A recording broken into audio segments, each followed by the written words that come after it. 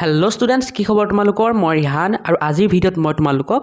Class 6ৰ অসমীয়াৰ পাঠ 5 নাম হ'ল ৰিম ঝিম বৰষুণ আহে। এই পাঠটোৰ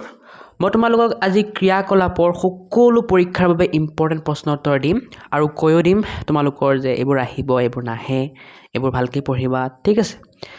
আৰু লগতে যোনবোৰ প্ৰশ্ন উত্তৰ ডাঙৰ সেইবোৰৰ কাৰণে মই দুটা উত্তৰ লিখিছোঁ, এটা সৰু এটা ডাঙৰ। যাক ডাঙৰ লাগে ডাঙৰটো লিখি ল'বা, যাক সৰু লাগে সৰুটো লিখি ল'বা।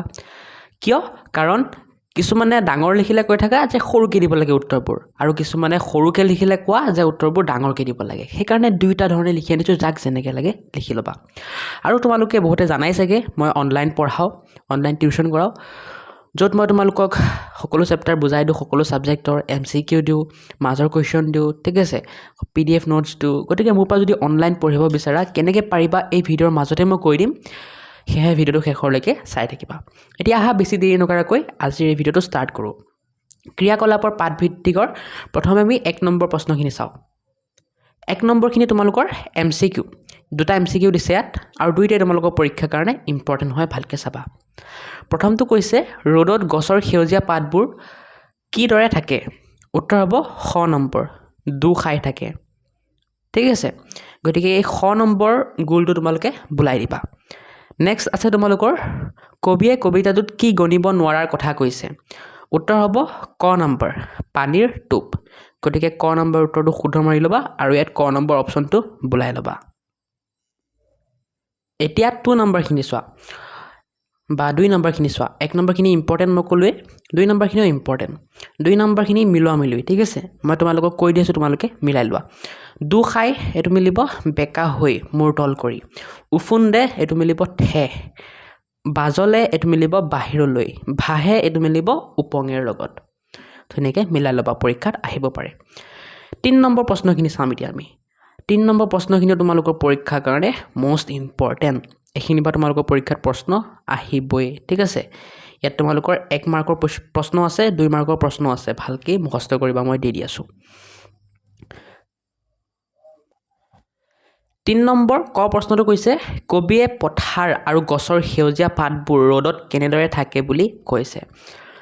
এতিয়া সকলোৱে ইয়াৰ কাৰণে উত্তৰ এইটো লিখিবা, ইয়াতকৈ আৰু সৰু নকৰিবা, ইয়াতকৈ সৰু কৰিলে নাম্বাৰ নোপোৱা, ঠিক আছে। সকলোৱে এনেকৈ লিখিবা। উত্তৰ লিখিবা পথাৰ ৰ'দত শুকাই থাকে আৰু গছৰ সেউজীয়া পাতবোৰ দু খাই থাকে বুলি কবিয়ে কৈছে। নেক্সট খ নম্বৰ কৈছে প্ৰশ্নটো কবিয়ে পানীৰ টোপালবোৰ কিয় গণি শেষ কৰিব নোৱাৰে বুলি কৈছে। উত্তৰ লিখিবা কবিয়ে পানীৰ টোপালবোৰ বহুত বেছি হোৱাৰ বাবে গণি শেষ কৰিব নোৱাৰে। এতিয়া এই প্ৰশ্নটোৰ উত্তৰটো মই এনেও সৰুকৈ দিছোঁ, কিন্তু যাক ইয়াতকৈ আৰু সৰুকৈ লাগে সিহঁতে কি কৰিবা, উত্তৰ বুলি লিখিবা, উত্তৰ বুলি লিখি বহুতো বেছি হোৱাৰ বাবে লিখি দায়ী দি দিলেই হৈ যাব, যাক একেবাৰে সৰুকৈ লাগে। আৰু চিন্তা নকৰিবা, এনেকৈ লিখিলে, ডাঙৰকৈ লিখিলেও তোমালোকে এই প্ৰশ্নটোত 1 মাৰ্ক আহিলে 1 মাৰ্কে পাবা, আৰু সৰুকৈ লিখিলেও 1 মাৰ্কে পাবা, ঠিক আছে। জাষ্ট ডাঙৰটো লিখিলে, মানে ডাঙৰকৈ ধুনীয়াকৈ লিখিলে বাইদেউহঁতে অকণ ভাল পায় আৰু ইম্প্ৰেছ হয়। এইটো তোমালোকৰ ওপৰত কথা, তোমালোকে সৰুকৈ লিখিলেও লিখিব পাৰা, ডাঙৰকৈ লিখিলেও লিখিব পাৰা, ঠিক আছে। মাৰ্কছ কিন্তু দি দিব, ফুল মাৰ্কছ দি দিব লাগে।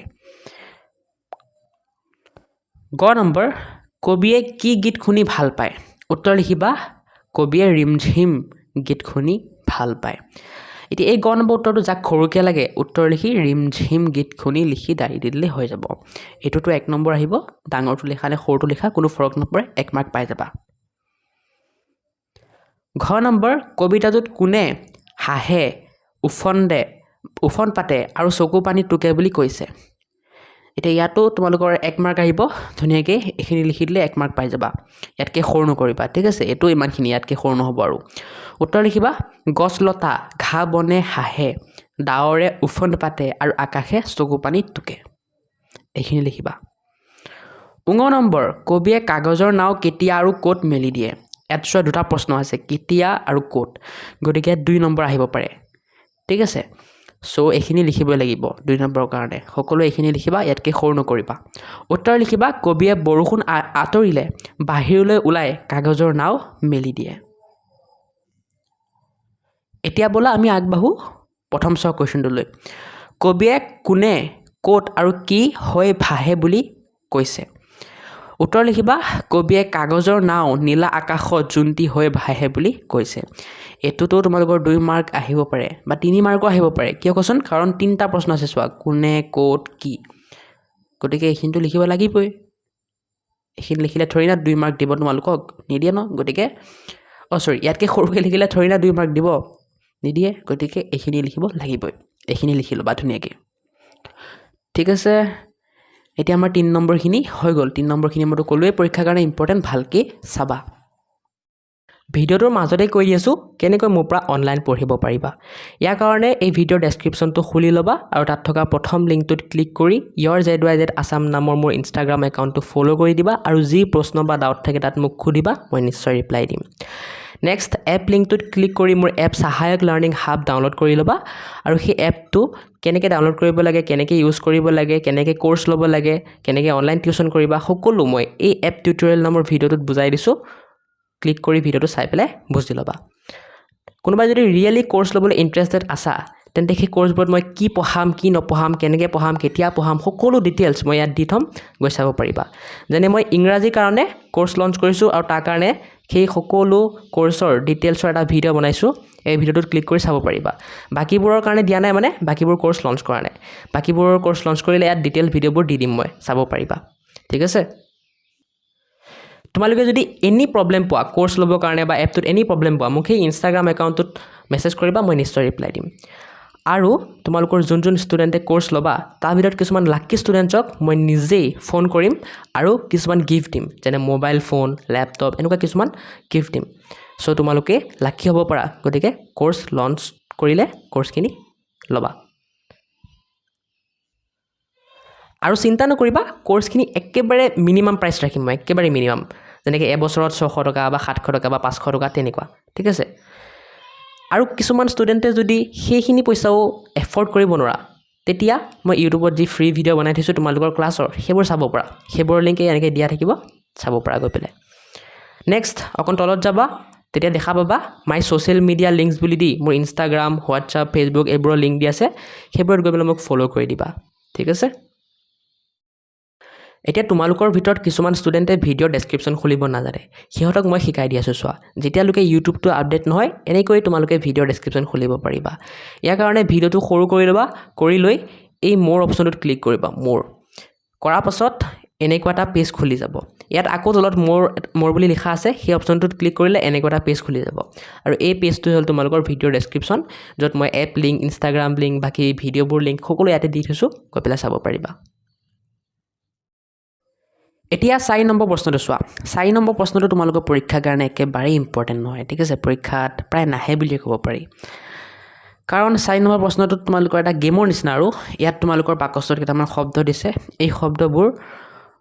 মানে কেইটামান বৰ্ণ দিছে এই বৰ্ণবোৰ মিলাই শব্দ বনাব দিছে আৰু ইয়াত লিখিব দিছে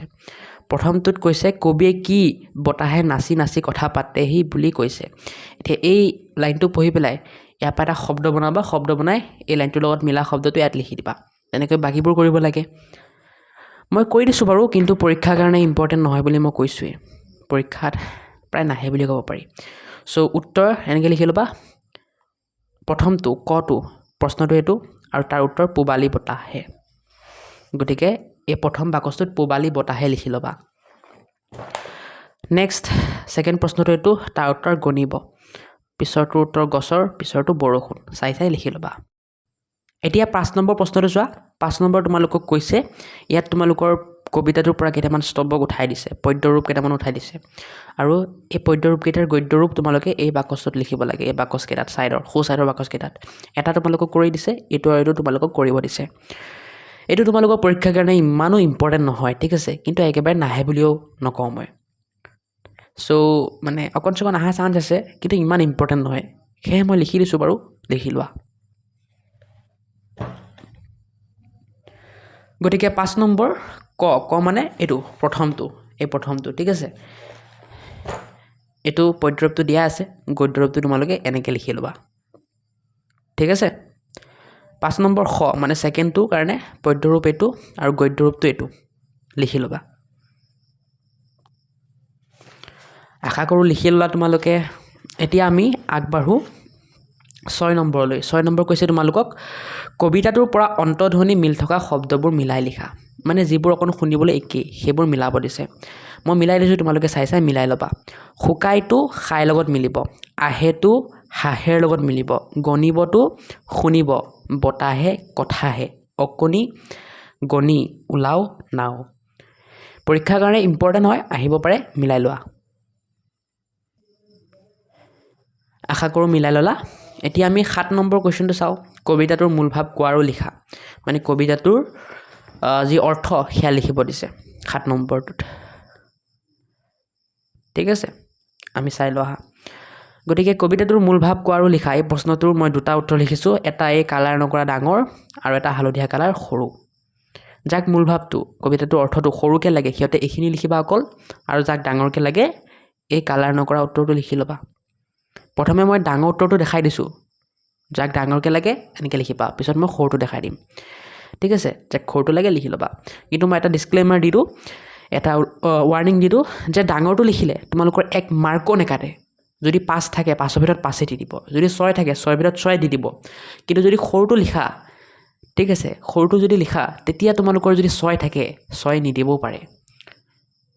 যদি 5 থাকে 5 নিদিব পাৰে 1 বা 2 এনেকৈ কাটিব পাৰে সেইকাৰণে যদি পাৰা ডাঙৰটো কৰিবা ডাঙৰটো লিখিলে গ্যাৰাণ্টি তোমালোকে ফুল মাৰ্ক পাবা কিন্তু সৰুটো লিখিলে তোমালোকৰ মাৰ্ক দি দিব লাগে কাৰণ তোমালোকে ক্লাছ 6তে পঢ়া ন ক্লাছ 6ত ইমান ডাঙৰকৈ লিখিব নালাগে বাৰু মোৰ মতে মাৰ্কছ দি দিব লাগে কিন্তু যদি তোমালোকৰ বাইদেউ বা ছাৰ বেছি ষ্ট্ৰিক্ট আছে অকণ কিহে ক'ম আৰু হয় তথাপিও চিন্তা নকৰিবা যদি সৰুটো লিখা কিবা না কিবা মাৰ্কছ পাবাই 3 4 পাবাই খালি যদি 5 আৰু 6 থাকে তেতিয়া যদি বাইদেউ বা ছাৰ ভাল হয় তেতিয়া দি দিব আৰু যদি অকণমান ষ্ট্ৰিক্ট বেছি হয় তেতিয়া নিদিব পাৰে চ' তোমাৰ ওপৰত কথা এতিয়া তোমালোকৰ ওপৰত কথা কোনটো লিখা লিখি ল'বা প্ৰথমে মই ডাঙৰ উত্তৰটো দেখাই দিছোঁ 7 নম্বৰ ডাঙৰ উত্তৰটো এইখিনি লিখিবা মই পঢ়ি দিছোঁ চোৱা কবিতাটোৰ জৰিয়তে কবিয়ে বৰ্ষাকালৰ মনোৰম সৌন্দৰ্যৰ মাজত শৈশৱৰ ধেমালিৰ ছবি এখন প্ৰকাশ কৰিছে খৰালি কালত বৰষুণৰ পৰিমাণ কম হয় বৰষুণৰ অভাৱত গছ গছনিবোৰ নিস্তেজ হৈ পৰে কিন্তু বাৰিষা কালৰ বৰষুণৰ ফলত চৌপাশ সেউজীয়া আৰু সজীৱ হৈ পৰে নৈ বিল খাল ডুং আদি পানীৰে উপচি পৰে কেতিয়াবা এই বৰষুণৰ পানী বাট পথৰ লগত ঘৰৰ চোতালতো ভৰি পৰে কণ কণ ল'ৰা ছোৱালীহঁতে কাগজৰ নাও সাজি এই পানীত উমলে সংক্ষেপত এই কবিতাটোৰ মূল ভাৱ এতিয়া যাক মূল ভাৱটো সৰুকৈ লাগে চিম্পল এই সৰু পেৰেগ্ৰাফটো লিখি দিলেই হ'ল উত্তৰ লিখিবা এনেকৈ কবিতাটোত বৰ্ষাকালৰ সৌন্দৰ্য আৰু শৈশৱৰ ধেমালিৰ ছবি দেখুওৱা হৈছে বাৰিষাত বৰষুণে চৌপাশ সেউজীয়া কৰি তোলে নৈ বিল আদি পানীৰে ভৰি পৰে কণ ল'ৰা ছোৱালীয়ে কাগজৰ নাও সাজি পানীত উটুৱায় এয়াই কবিতাটোৰ মূল ভাৱ চ' ডেটছ ইট এইখিনি আছিল তোমালোকৰ 7 নম্বৰ প্ৰশ্নটোৰ উত্তৰ এতিয়া আহিম আমি ভাষা অধ্যয়নৰ প্ৰশ্ন উত্তৰবোৰ চাম প্ৰথম হৈছে আমাৰ 8 নম্বৰ প্ৰশ্নটো কি কৈছে চোৱা তলত দিয়া শব্দকেইটাৰ বিপৰীত অৰ্থ বুজোৱা শব্দবোৰ কবিতাটোৰ পৰা বাছি উলিয়াই লিখা মানে এই শব্দবোৰৰ বিপৰীত অৰ্থ বুজোৱা শব্দ লিখিব দিছে যিবোৰ কবিতাটোত আছে গতিকে পৰীক্ষাৰ কাৰণে ইম্পৰ্টেণ্ট 8 নম্বৰটো মই দি দিছোঁ তোমালোকে চাই লিখি লোৱা ধুনীয়াকৈ এনেকুৱা চাৰ্ট এখন বনাই ল'বা কান্দে কাৰণে হাঁহে হ'ব ডুবে কাৰণে ভাহে হ'ব আৰম্ভ কাৰণে শেষ হ'ব পাৰো কাৰণে নোৱাৰো হ'ব জপাই কাৰণে মেলি হ'ব সোমাও কাৰণে ওলাও গতিকে ইয়াত শব্দবোৰ দিয়া আছে আৰু ইয়াত তাৰ বিপৰীত অৰ্থবোৰ দিয়া আছে চাই লিখি ল'বা পৰীক্ষাত আহিব বহুত ইম্পৰ্টেণ্ট হয় নেক্সট 9 নম্বৰ হ'ল বাক্য ৰচনা কৰা এইকেইটাও পৰীক্ষাৰ কাৰণে বহুত ইম্পৰ্টেণ্ট ভালকৈ চাবা মই দি আছোঁ পৰীক্ষাত বহুত মানে অহা চান্স আছে 9 নম্বৰ বাক্য ৰচনা কৰা চোৱা প্ৰথম শব্দটো হ'ল পথাৰ দি বাক্য ৰচনা কৰিবা এনেকৈ পথাৰত গৰুবোৰে ঘাঁহ খাই আছে বৰষুণ দি এনেকৈ কৰিবা বৰষুণৰ পানীত গছ লতাবোৰ সেউজীয়া হৈ পৰে ডাৱৰ দি পেলাই এনেকৈ কৰিবা ডাৱৰে আকাশ ঢাকি ধৰিছে নিজৰা দি বৰষুণৰ পানী নিজৰা হৈ বৈ আহিছে নাও দি মই কাগজৰ নাও বনাই ভাল পাওঁ অ'কে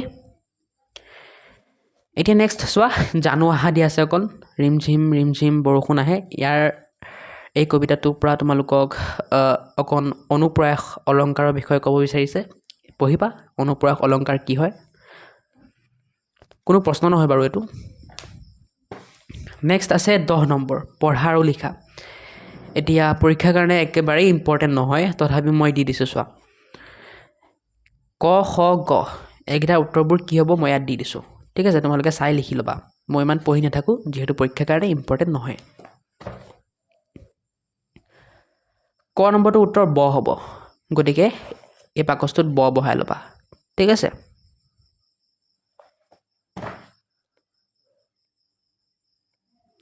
খ নম্বৰটো উত্তৰো ব হ'ব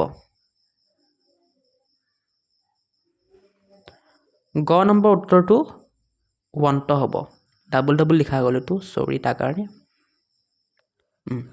গ নম্বৰ উত্তৰটো ওৱন্ত হ'ব লিখি ল'বা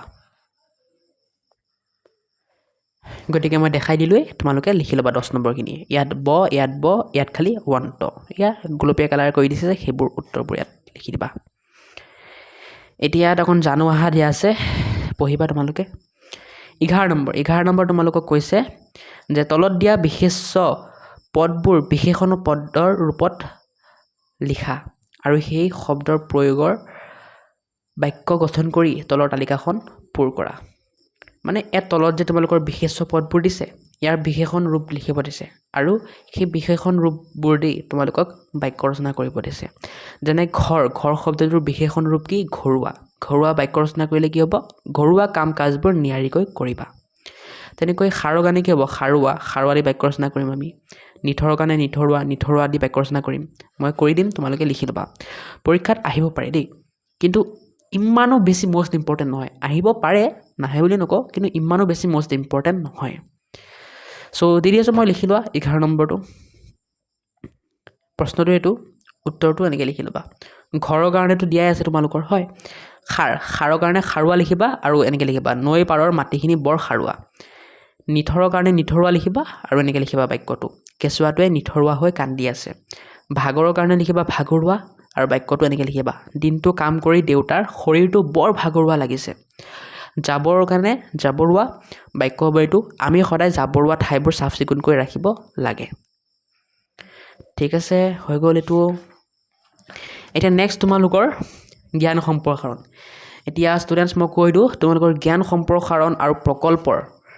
এই দুটাৰ পৰা পৰীক্ষাত এটা প্ৰশ্ন নাহে একেবাৰেই নাহে ইম্পৰ্টেণ্ট নহয় একদম নাহে বুলি ক'ব পাৰি গেৰাণ্টি সেইকাৰণে মই দিয়া নাই বাকী কাৰোবাৰ স্কুলত যদি আহে যদি বাইদেউ বা ছাৰে হোমৱৰ্ক কৰিব দিছে এইকেইটাৰ পৰা তেতিয়া মোক এটা কাম কৰিবা ইনষ্টাগ্ৰামত মেছেজ কৰিবা মই ইনষ্টাগ্ৰাম একাউণ্টটো ডেছক্ৰিপশ্যনত দি দিছোঁ ন লিংকটো তাত গৈ পেলাই মেছেজ কৰিবা মই নিশ্চয় দি দিম বাকী ইম্পৰ্টেণ্ট নহয় কাৰণে মই দিয়া নাই আৰু কাৰণ এইবোৰ যিহেতু নাহে এনেনো কৰি পেলাই কি লাভ আছে ন সেইকাৰণে মই দিয়া নাই একেবাৰে ইম্পৰ্টেণ্ট নহয় এইবোৰ সো এইখিনিতে আমাৰ আজিৰ এই চেপ্টাৰটো শেষ কাৰণ সকলো ইম্পৰ্টেণ্ট প্ৰশ্ন উত্তৰ মই দিলোঁ নেক্সট চেপ্টাৰত মই তোমালোকক পাঠ 6 বৈজ্ঞানিক মানসিকতা আৰু আমাৰ সমাজ এই পাঠটোৰ প্ৰশ্ন উত্তৰ দিম এনেতো মই দিমেই এই পাঠটোৰ ভিডিঅ' কিন্তু যাক সোনকালে লাগে কমেণ্ট কৰা যিমান বেছি কমেণ্ট আহিব সিমান সোনকালে মই দিবলৈ চেষ্টা কৰিম আৰু আজিৰ এই ভিডিঅ'টো কেনেকুৱা লাগিল কমেণ্টত নিশ্চয় জনাবা আৰু ভিডিঅ'টো লাইক কৰি চেনেলটো ছাবস্ক্ৰাইব কৰি দিবা যদি ভিডিঅ'টো ভাল লগা নাই তথাপিও কমেণ্ট কৰা মোক কোৱা কিয় ভাল লগা নাই যাতে নেক্সট ভিডিঅ'ৰ পৰা মই সেই মিষ্টেকটো নকৰোঁ ঠিক আছে সো এনেকেই তোমালোকে ছাপোৰ্ট কৰি থাকিবা তোমালোকে লাইক কমেণ্ট শ্বেয়াৰ ছাবস্ক্ৰাইব কৰিলে মোৰ ভাল লাগে আৰু তোমালোকৰ কাৰণে এনেকুৱা ভিডিঅ' বনাবলৈ মন যায় আৰু ডেছক্ৰিপশ্যনত মোৰ আৰু দুটা ইউটিউব চেনেলৰ লিংক দি আছে গৈ পেলাই ছাবস্ক্ৰাইব কৰি দিবা দেই বাই